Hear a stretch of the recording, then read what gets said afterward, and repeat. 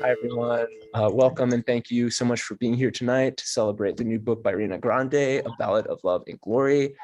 She's here in conversation with Francisco Cantú.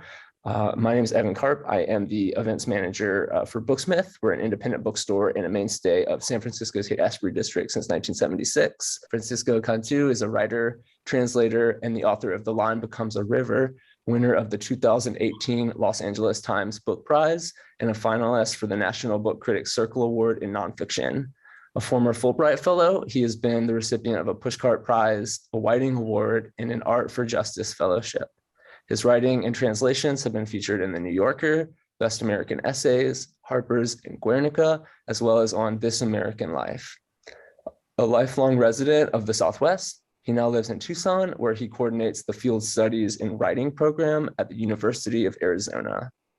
And Reyna Grande is an award-winning author, motivational speaker, and writing teacher.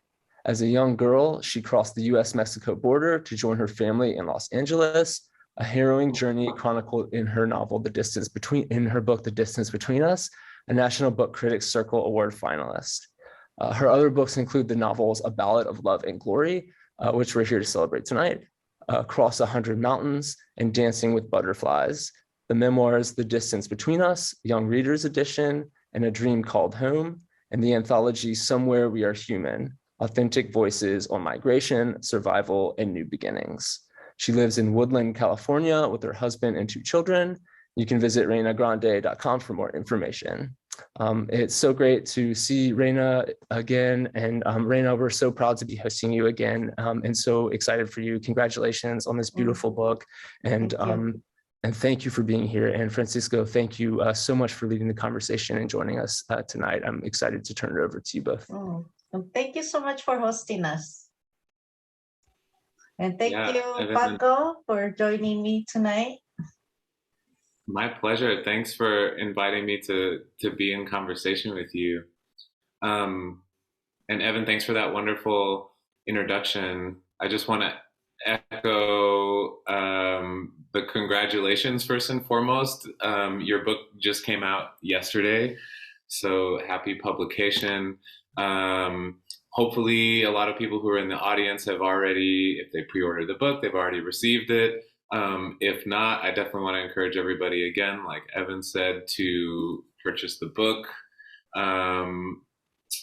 And yeah, also I know that you, we just saw each other in Tucson. You've been on the road. You were celebrating this book yesterday in Los Angeles. So welcome home. Also, you're back at home today. Probably not for long. No, yeah. My dog missed me. I'll bet your whole family missed you.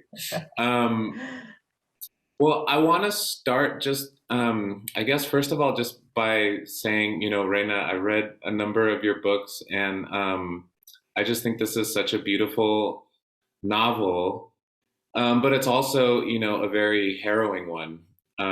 This book is, it centers around the Mexican-American War. And that's the war that gave us the border as we know it today, for the most part.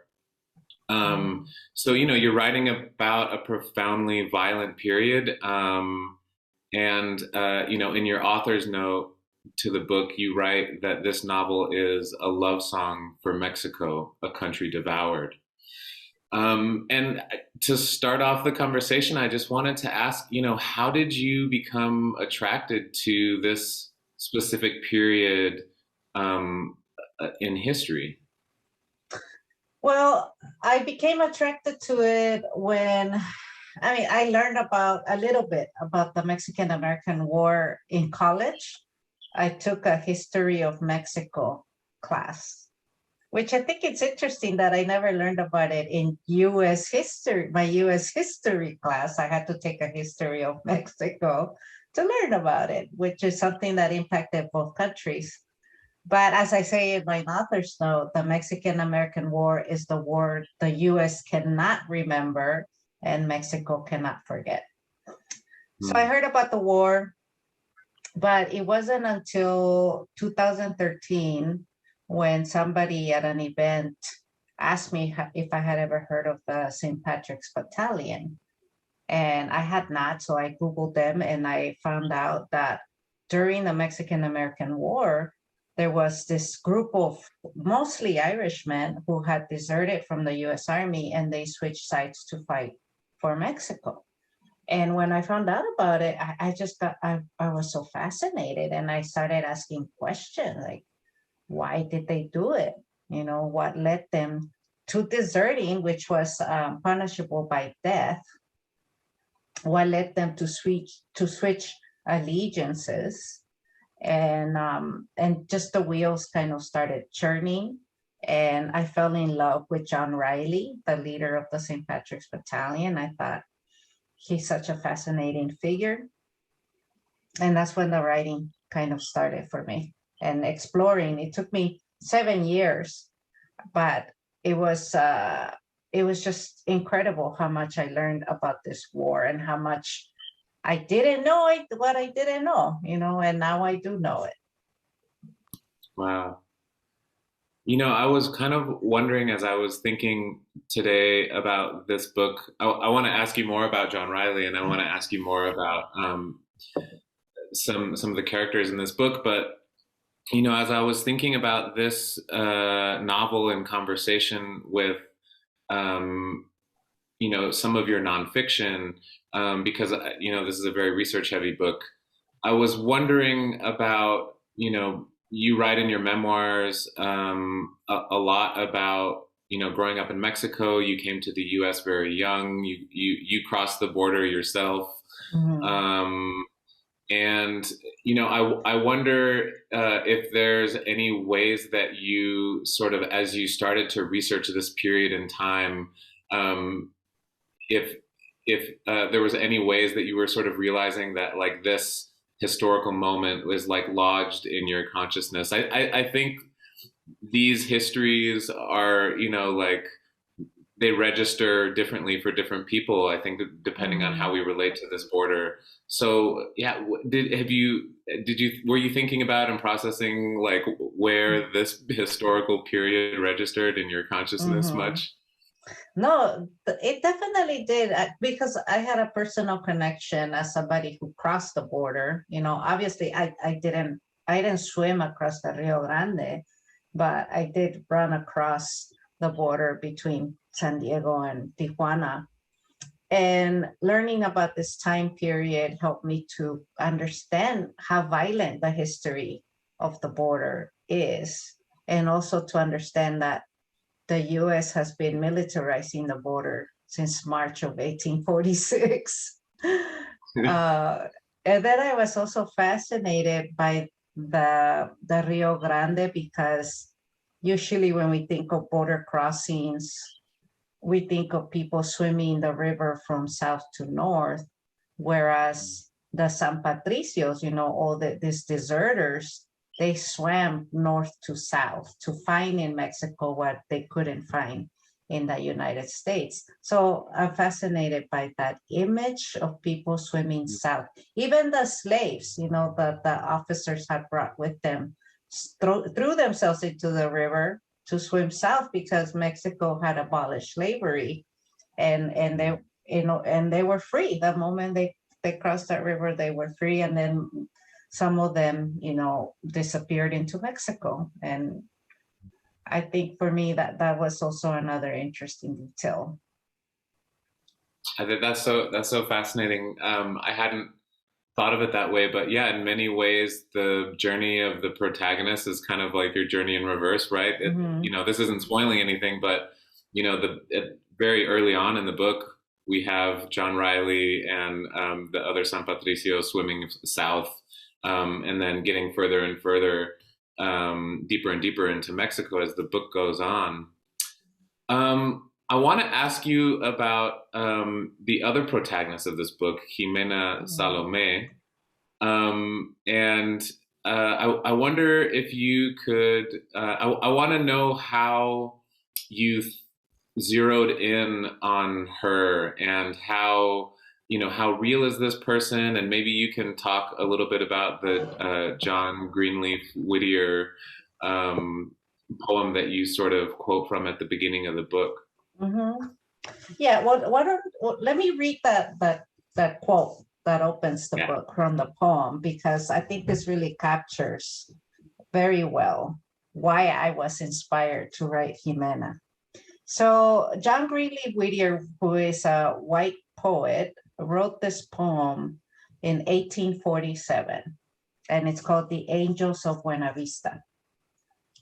Speak and tell us, our Jimena, looking northward far away, over the camp of the invaders, over the Mexican array. Who is losing? Who is winning? Are they far or come they near? Look abroad and tell us, sister, whither rolls the storm we hear. Down the hills of Angostura, still the storm of battle rolls. Blood is flowing, men are dying. God have mercy on their souls. Who is losing? Who is winning? Over hill and over plain, I see but smoke of cannon clouding through the mountain rain. So these are the first two stanzas, and then, the poem gives a very, very vivid depiction of a battlefield and this woman, Jimena, tending to the wounded from either side. And when I read this poem, I was very, very shocked at first that it was written by John Greenleaf Whittier, because I was living in the city of Whittier when I found this poem. And Whittier is named after John Greenleaf Whittier.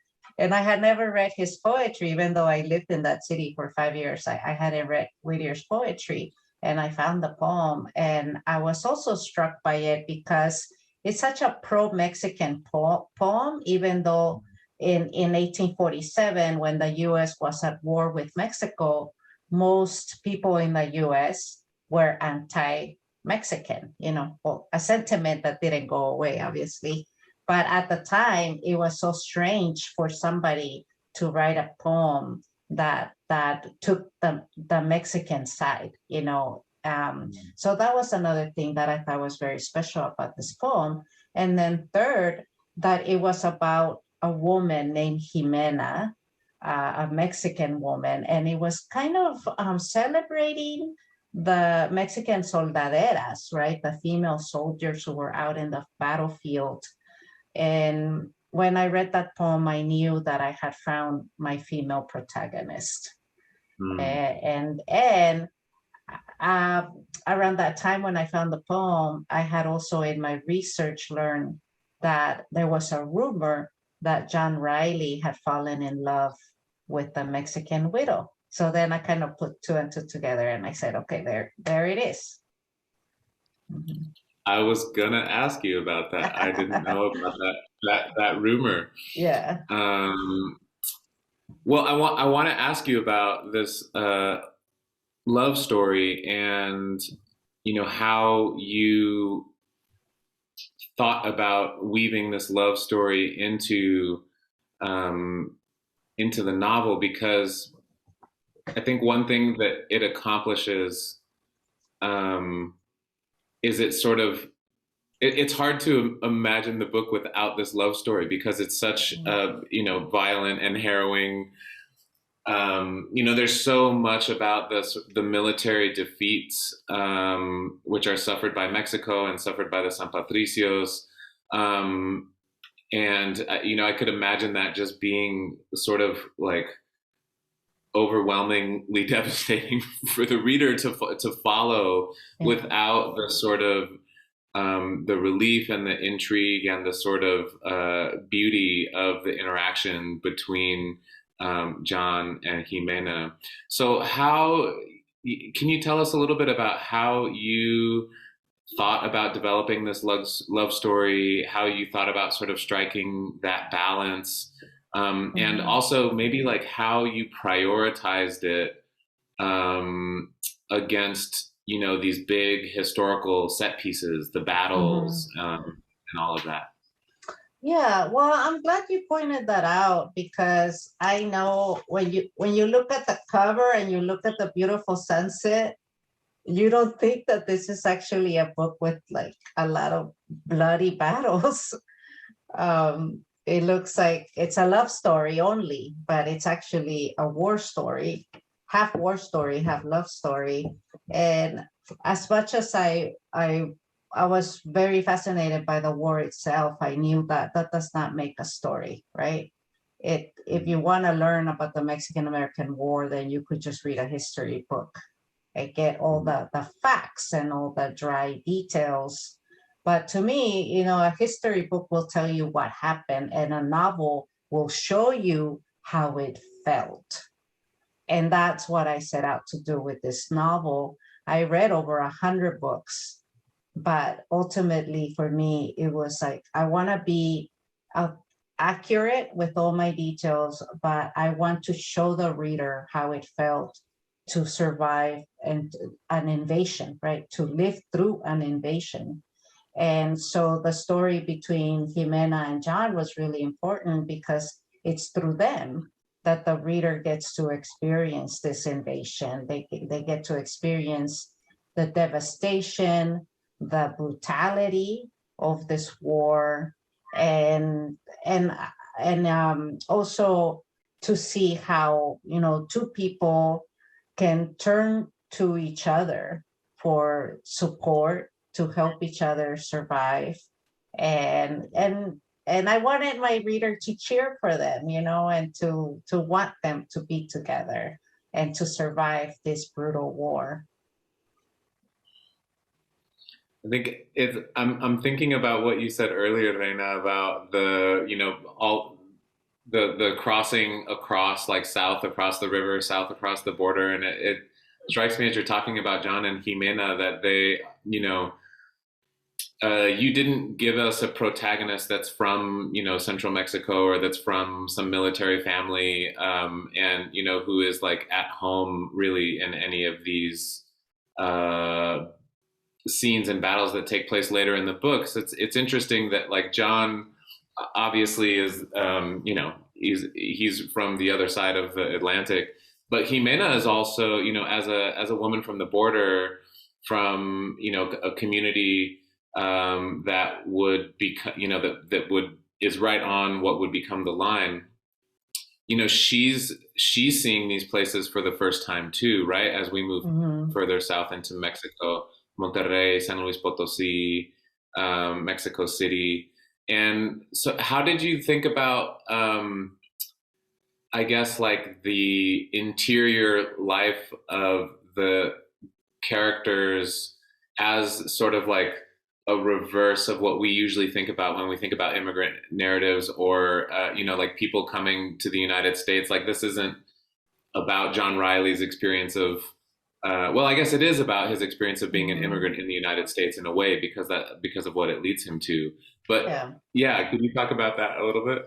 Yeah, well, I mean, with John Riley, well, this is what's funny is that when I started the book, I thought I was taking a break from writing about immigration because I've written about immigration in every single one of my books. And I thought, oh, cool, now I get to write about something else. And then, of course, it turned into an immigration story because John Riley is an Irish immigrant.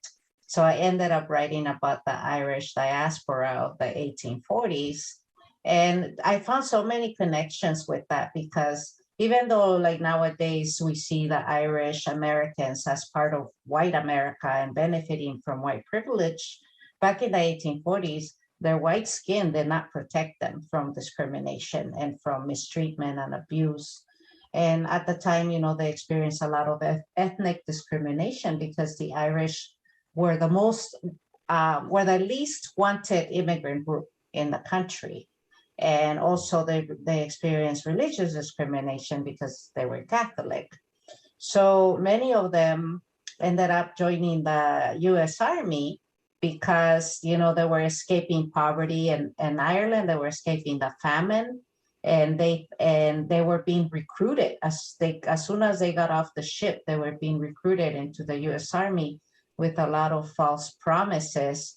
And of course, some of them, you know, they were promised US citizenship, they were promised good wages and good health care and adventure. And to them, like they saw the army as their way into US society. And as soon as they joined the American ranks and they started experiencing a lot of discrimination and mistreatment, they realized that that was not their way into US society, that they were not wanted. So that's why they turned south to look at Mexico and to see what could Mexico offer them that the US was not offering them. And as you see in John Riley, Mexico offered them a lot, right? I mean, John Riley was received with open arms as a lot their countrymen and Germans and Italians, and all the deserters were welcome with open arms. And Riley rose up the rank very quickly in the Mexican army. He definitely, you know, felt that there was a future for him in Mexico. So I wanted to explore that, and I was very aware as I was writing Riley's chapters, I wanted him to always be engaged with the Mexican landscape. I wanted him to always be aware of the culture, of the food, the language, because he was always comparing and contrasting it to Ireland. So that was a very deliberate choice on my part, because I try to imagine, like I try to put myself in his head and try to see Mexico through his eyes. And I really liked how he was always aware of his surroundings. And with Jimena, I mean, you know, the reader gets to see the devastation of Mexico and what Mexican people went through Jimena's eyes.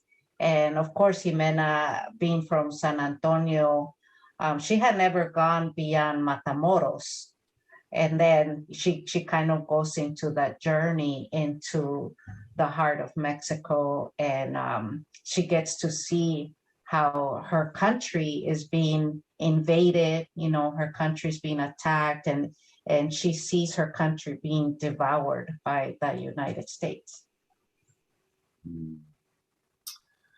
I want to ask you about your research process, just because, I mean, you mentioned you read over 100 books.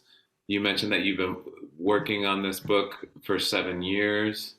And, you know, that just one of the things that I noticed so much when I read this book was, you know, how well researched and how specific it was as to, you know, the certain flanking movements of the military within a town during a certain battle, but also, you know, down to things like, you know, the herbs and plants that Jimena would use as a healer, and, you know, those plants and those herbs, you know, they change as we move south into different regions of Mexico, and as our protagonists are sort of like following the shifting battlefronts. And so I'm wondering, I feel like I have a couple of specific questions about the research, but maybe you can just talk first, like in general, about that process. Mm-hmm. Like, how did you embark on this process once you realized you were writing a book? Like, how did you deal with the overwhelming number of sources? Well, it was really overwhelming, because I have never been trained to do this kind of research. And even with my other with my other books, you know, I mean, with the memoirs, they're about me and my family. So most of my research was me talking to my family and picking their brains and trying to get their memories. And I did a tiny bit of research just to like fact check a few things, but nothing like overwhelming. And then with my previous novels, they're contemporary fiction. So again, there wasn't that much research that I had to do. And my second novel, Dancing with Butterflies, was about folklorico dancers. And my research was me going to folklorico shows and talking to dancers. So with this book, since it's my first historical fiction, I didn't really know what to do, except I first, when I heard about John Riley, I started with him. You know, I read, there's 3 books that I really liked about John Riley and the St. Patrick's Battalion. So I read those 3 books first. And then from there, I started reading about the Mexican-American War itself and try to kind of get the timeline of those 2 years. And I created that visualized the historical timeline. And then I had to figure out how I was going to put my own timeline into that historical timeline. And I always latched on to little things, like if I read about rumors that were out there, I would always say, if that was a rumor, that means I could write about it and make it my own. So there was a rumor, for example, that after John Riley deserted, that he had swum back to the Yankee camp to deliver pamphlets to his countrymen to try to get more people to desert. So that was a rumor. And I took that rumor and I turned it into a whole chapter when he actually does that. And then, when Taylor's quartermaster gets murdered, like we know for a fact that he was murdered by the guerrilla, but we don't know who did it. So then I thought, what if Jimena's husband had something to do with that? So that's how I just started kind of weaving in my own story within the events that were unfolding, the real historical events that were unfolding.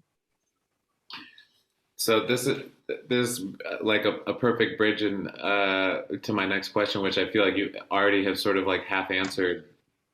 But I was wondering about, the research you did with respect to real characters like John Riley, but also, and I'll ask you a little bit more about these sort of secondary characters. There's so many secondary characters who were real people as well, right? Like General Santa Anna, Zachary Taylor, who you just mentioned, who was, the U.S. general who would later become president, Juan Cortinas. Bragg. Yeah. And so it's interesting to hear about, it sounds like one of your rules was, if I hear if there's a rumor in the historical record, like it's fair game for the novel. But basically my question is just kind of like, I'm curious about what other rules you sort of set for yourself, as far as, what documented info you had to go off of in, getting these characters to be vivid on the page, and at what point would you let yourself feel comfortable, imagining certain things on your own? I guess, aside from the rumor rule, were there any other ones? Yeah. Well, I mean, one of my rules was that I was not going to take many liberties with the story, because I really wanted to stick to the facts. I didn't want my reader to read the book and question what was true and what wasn't. So I tried. Like, if you Google most of the stuff I write, you'll see that it's true, that it did happen. So I tried not to take that many liberties and just weave in, like I mentioned earlier, my own, story in there, like kind of, later in the book, there's a really devastating scene about Maloney. And that was very deeply grounded in the truth of how Texas Rangers were running around wild, killing, people, raping women, burning ranches, desecrating churches. All of that is all very well documented. So I try to take that and I said, okay, well, I'm going to use these facts and then weave them into my own story and how it affects my characters. So every time I was always wondering how my characters were interacting with all these events that were happening and how it was impacting them. And then, yeah, I think the only time when I kind of went off the historical timeline was towards the end, because nobody really knows what happened to John Riley. Once he, after the end of the war, like he disappears from military records. So then that was when I had to decide as a novelist, what I was going to do with John Riley at the end. We won't say what that is. We're not going to say what that is. Well, it's not a spoiler to say that you talk about when John Riley left Ireland, he left behind a wife and a son. Is that right? Mm-hmm. And so I'm wondering, like, were there moments where any of this became tricky for you because, I'm assuming there must be living descendants of John Riley. I don't know if you, No, we ever enter into? We don't know because parish records were burned in a fire, so we don't really know who his family was. There were a few families with the name Riley, so we don't really know who. Wow. Okay. Yeah. So I wasn't really worried about that, about who are his descendants, because they probably don't even know either, Yeah, that's one of the questions that I wanted to ask you while I was reading it is that, oh man, like what about this? Whatever happened to this kid? Whatever happened to his wife? Yeah. Cool. I also want to ask you again to return to some of those secondary characters. And some of these characters are just these are the characters that I do remember learning about in history, briefly. But like some of these characters are larger than life in the space that they take up in the historical record, like Santa Anna, right? Was he led the military in the Alamo, and he was president, and then not president, and then president again of Mexico. Zachary Taylor was a president of the United States. Juan Cortinas has this amazing, bandit history, corridos, and so. How did you think about, I began to think of these characters almost in the way that we encounter cameos in a movie. We're like, oh wow, cool, this really famous guy, like he's in this movie for 3 minutes or whatever. But how did you keep the balance? This kind of like tightrope act of the war history, the battles, the military stuff, the love story, and then let somebody who, is as big of a figure as Santa Anna come in and, be on the page for, 5-6 pages without kind of like taking over, the novel. Well, he tried to take over the novel. Tell us more. Santana, like the minute he came into the novel, he just like took over, and I couldn't get him to stop talking. And he's like, So I because like I said, like one of my goals was really to be authentic in the story, to really portray the story as it happened. I knew that it was important for me to develop and bring in these real historical figures, not just John Riley or Taylor, but also Juan Cortina. Juan Seguin even makes an appearance, and then of course Santana, when he comes in halfway through the book. I was really scared writing about him because Santana is just this bigger than life character. Everybody in Mexico hates him. Everybody in Texas hates him. So I kind of worried how I was going to render him onto the page in a way where he didn't come across as a one-dimensional villain. Because when you see movies about him or you read, novels where he's in, he's always so one-dimensional. And I didn't want that. I wanted to explore all the gray areas. I wanted to give him some complexity. I wanted to capture his contradictions. And so that was my goal when I created him. And I read his memoirs. I read a lot of biographies in Spanish and English about him. I tried to learn as much as I could, and to really like just sit with him and try to visualize who he was. And then, you know, he's very charismatic, right? He's just so charismatic. He's bigger than life. He's and I found him to be really interesting every time I wrote about him. Like, I just felt so much energy in the scenes that he would bring in a lot of energy into the scenes. Yeah, that definitely comes through on the page. So I just have a couple more questions for you, Reyna, and then we can open it up to the audience. So if there's folks in the audience who, you know, maybe you've already started to type in your questions or think about questions as we've been talking, but if you haven't already started, now's the time to prepare some questions for Reyna. And so the last couple questions I have for you, I'm wondering if there is like a single historical moment.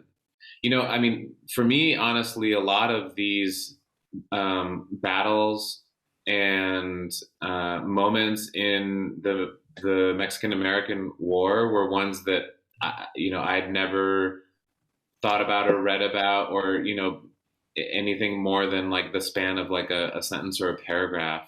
And I really love the way that we inhabit some of those historical moments. And I'm just wondering if there, you know, there's the Battle of Monterrey, the occupation of Mexico City, the Battle of Churubusco, you know, the largest mass hanging in U.S. history that we never learn about. You know, there's so many big events, and I'm wondering if there's one in particular that has like really stuck with you after writing this book, one that, you know, stays with you the most. Yeah, well, I have to say that I did not think I was gonna be writing so in depth about all these battles, but once I started writing, I couldn't just skip them, you know, I couldn't just gloss over them. I felt, you know, if I'm going to write about the Mexican-American War, I'm going to write about the battles because my characters are on the front lines. So they get to see all this carnage and brutality. And there are a few novels. There's actually one novel in Spanish called the Battalion de San Patricios by Patricia Cox. And then there's another novel in English called the St. Patrick's Battalion by Jack Kruger, I think. They were written like back in the 70s, maybe. And they're both strictly romance novels where the war is just a backdrop, but the story takes place in an hacienda where this pretty Mexican girl is taking care of this Irishman, and they fall in love. And you never really get to see the war itself. The whole most of the book just takes place in this one location. And I didn't want to do that because the Mexican-American War has been forgotten for too long. It has been skipped over in our history classes. We never learn about it. And I wanted to immerse my reader in this moment so that they could really get to experience what an invasion is like. And now, you know, we get to see pictures of what's going on in the Ukraine right now. And you can you see it on TV that an invasion is violent. You know, there is a lot of death. There is a lot of devastation. So that's what you get to see in my novel as well.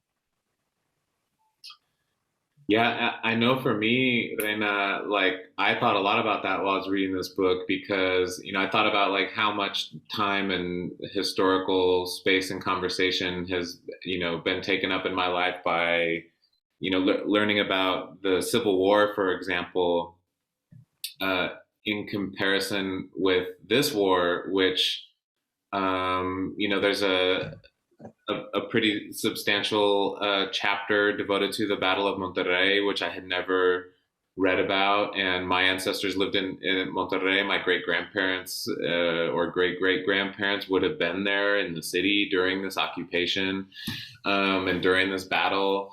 And so I very much had, and I think, so many people, with Mexican-American roots or just roots in the Southwest in general, right? Like this is as huge of a event in our history and ancestral history as the Civil War. So thank you for making that decision to sort of bring some of these set pieces to life, because for me, I was totally, like, in that chapter that I just mentioned, was totally picturing my family and like wondering what they would have been doing and where they would, would they have been, would they have fled, would they have stayed, what part of town were they living in, all of these things that you kind of let us drop into a little bit. So I really appreciate that about the book.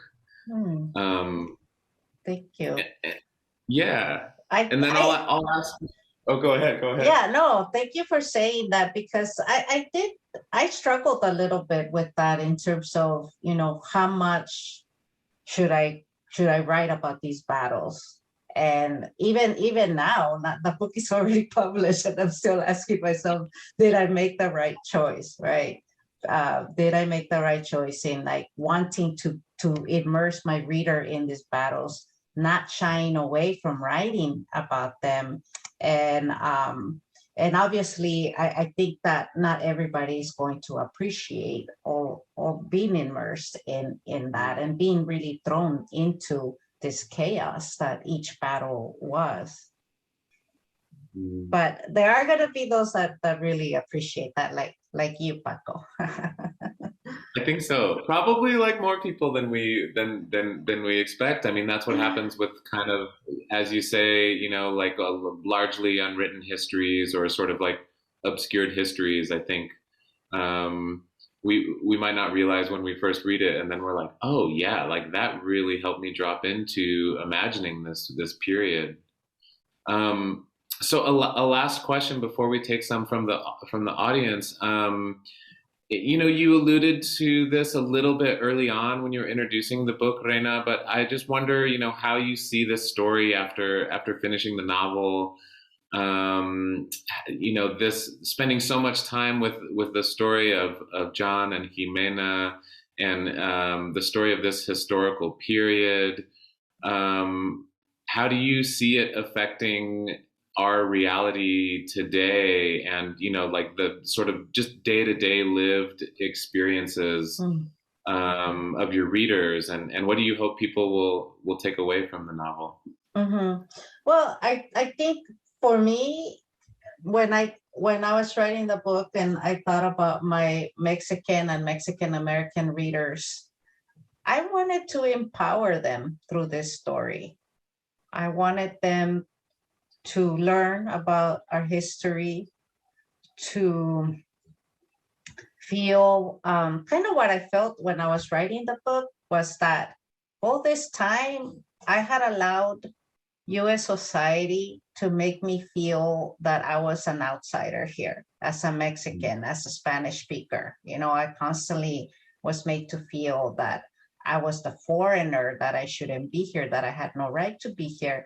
And then learning about this history and learning that California was once part of Mexico and Spanish was spoken here before English, it was so empowering, and it helped me to reframe the way I saw myself as a Mexican and as a Spanish speaker, and to understand that I do belong here, that I'm not an outsider. So that to me was empowering.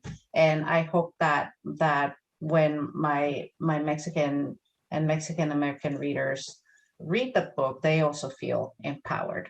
And also I wanted people to learn more about this history and offer a new perspective that we haven't seen or heard of. I wanted to have the opportunity for Mexico to tell its side of the story, and for us to understand how Mexico was victim of US aggression, and how the United States has been a superpower that has invaded many countries. And the first one that it invaded was Mexico. The Mexican-American War was the first time the US invaded a foreign country. And yet we never talked about that. Yeah. So, and with all this book banning that's been going on, I feel, again, we're constantly banning stories or narratives that don't fit into the national mythology. And for me, that's why it's like, I'm going to give you a book that offers a corrective, history, because we need to learn our history, even if it makes us uncomfortable. And I love that you did that. And then there's also this sort of like bonus of, like Irish American and, just like showing how this immigrant, like these European immigrants are part of what we, as you mentioned earlier, sometimes we no longer like think of them as part of this immigration reality that we're living right now. But, these are the protagonists of your book, and these are the people that are, deserting from the United States to be part of, to fight with Mexico. And so I love that you kind of connect, pretty different groups, and you might end up like empowering some of those readers as well. This is cool. Anyway, I wonder, we're going to shift now to some of the audience questions. And maybe the first one, if it's okay with you, to dip into like talking a little bit about kind of like the editorial process. So Arlene asked, how did you feel about finishing this book? And specifically, I guess between the different versions, right? Like before you received all your edits, and then maybe, Arlene didn't ask this, but did it change after the editorial process, and how did that relationship with the book evolve? Yeah. So I worked on the book on and off from late 2013, like beginning of 2014. But as of March 2020, when the pandemic happened, I only had 200 rough pages.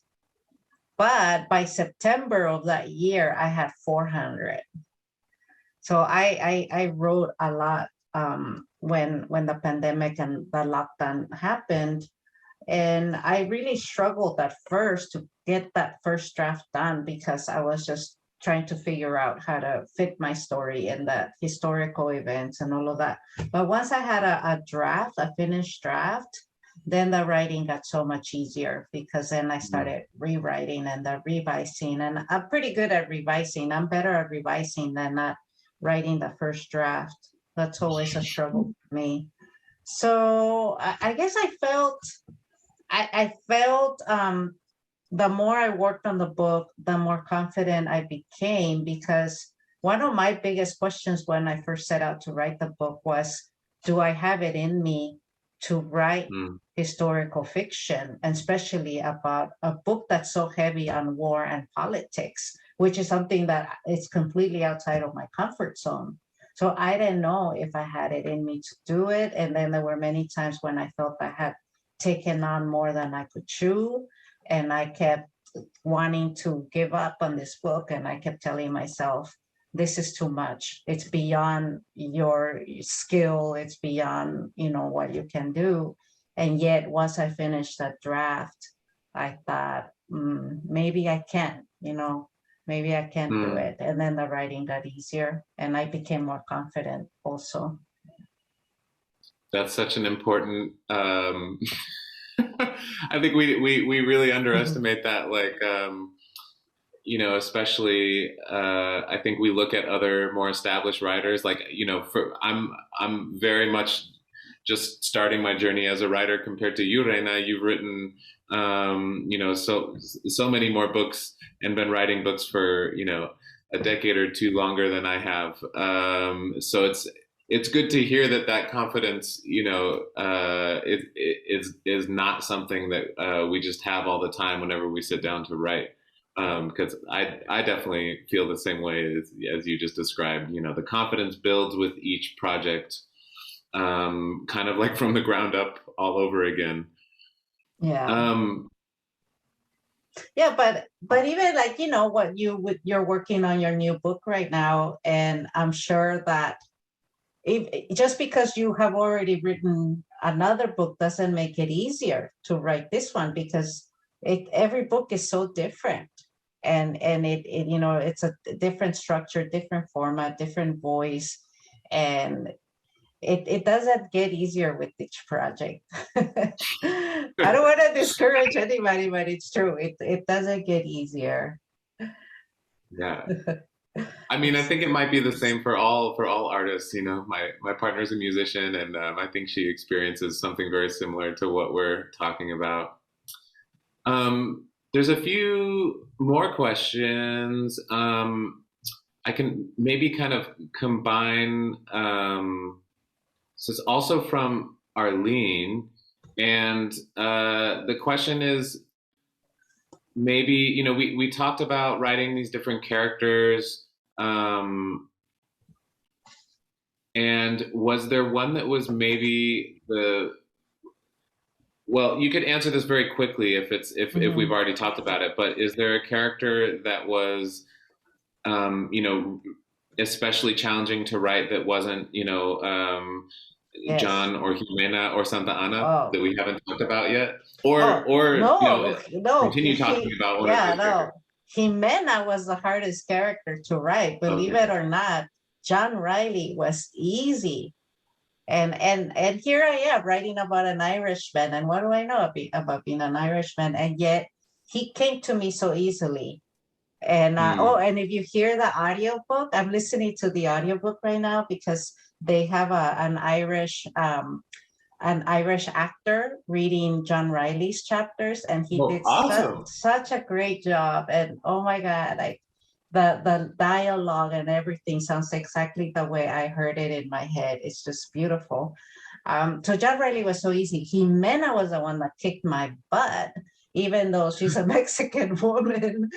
And I just knew nothing about her. I didn't know where she had come from. I didn't know who she was. I didn't know how she saw the world. I just knew that somehow she ends up in the battlefield, and that she becomes an army nurse.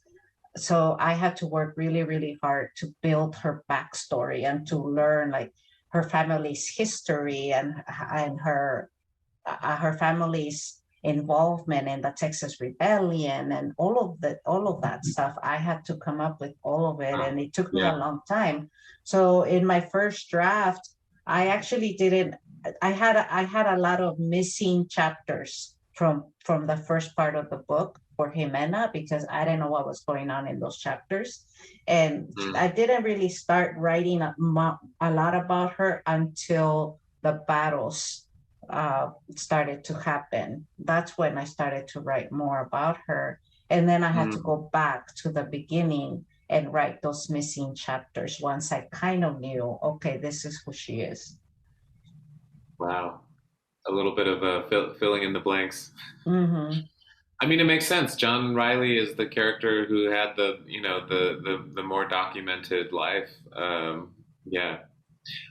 So maybe this is more of a personal question. It's from Nancy Perez, and she's wondering if your own marriage was in any way an inspiration for the love story in the novel. Yes, and also my parents' marriage, because my father, when he immigrated to the US, he left his wife and children behind in poverty in Mexico, similar to how John Riley leaves his wife and son behind in Ireland. And when my father got here, he met a nurse or a nurse assistant, and he fell in love with her. And he ended up leaving my mom for this woman. So I kind of borrow some of that of my parents' story for John Riley. And then, of course, my own marriage, I'm married to a white guy, as you know, Paco. But my husband, he's so honorable, he's such an honorable man, very strong morals. And I gave that to Riley. So I had a friend who read an earlier draft of my novel, and she said, John Riley's too perfect. He needs flaws. And I said, well, can his flaw be that he's perfect? So John Riley did come out a little too perfect, but that's because I was using some of like my own husband's character traits for him. And he's just so, to the way he treats Jimena, with a lot of respect, with a lot of love, and all of those things. They're kind of based on my husband too. Oh, I didn't know that, but that makes sense. So maybe a last question, and that is just, what was the most inspiring part of writing this book? The most inspiring part? I think, well, like I mentioned earlier, it's just kind of learning the history about how the border, the southern border, right, how it was created. And to me, as an immigrant who crossed the border, it was very personal. It's kind of like with you, with your book, The Line Becomes a River. I think those historical bits that you weave into your own, story, I think it meant so much to you, and you gave it so much depth, right? When you write about the history, because you tie it into how it related to your own experience with the border. And I kind of try to do that too with this book, is seeing it through the eyes of someone who had actually crossed that border, and how my own personal story fits into that history. And to me, that was really exciting. We also have somebody wondering, are you still teaching classes at Santa Cruz? Teaching classes at Santa Cruz? Or No. doing classes and leading any sort of classes there? Yeah, I do teach. Right now, I teach at a law residency program. It's an MFA program, so I'm mentoring 5 writers. And then I teach in the summers. Like, I'm gonna teach this summer for VONA, Voices Over Nations Arts. So if anybody's interested, you can apply for VONA. It's gonna be this summer. Cool. Well, please make sure that you read some of the really beautiful comments from people that messages that they've been typing you in the chat, Reyna. And thank you all for attending. Please go buy this book if you haven't already purchased it. Support your local bookstore, and I guess I'll invite Evan back to conclude the event, or yeah. Hi, thanks, Francisco. There you are. I wasn't sure. I saw your blank screen. So I was like, oh, wait, am I inviting him? And he's... Yeah, no. Okay, I'm here. I don't have much to add. This has been beautiful. Reyna, congratulations, and thank you so much for taking time to be with us here tonight. And Francisco, this has been great. Really, thank you for leading the conversation. Everybody, I hope you've enjoyed it as much as I have. If you don't have the book yet, please order it through the link beneath the video from Booksmith, or if you have a neighborhood bookstore down the street, it's okay. Just go get the book, walk in if you can, or order it, pick it up, get the book. That's what we're saying here. Enjoy it, and hopefully we can host the next one, Reyna, in person. I would very much love that. It's good to see you here, and Francisco, it was really nice to meet you. Thank you so much. Thank you for hosting us. And Paco, thank you so much for the wonderful questions that you asked. I had such a great time with you. And of course, I'm so glad I got to see you in person before this, because it just makes it more special. That was such a bonus. And hopefully we can do something public like this all together sometime. Yeah. That would be great. Amen. Thank you so much, everybody. Good Thanks night. all. Thank you. Good night. Night.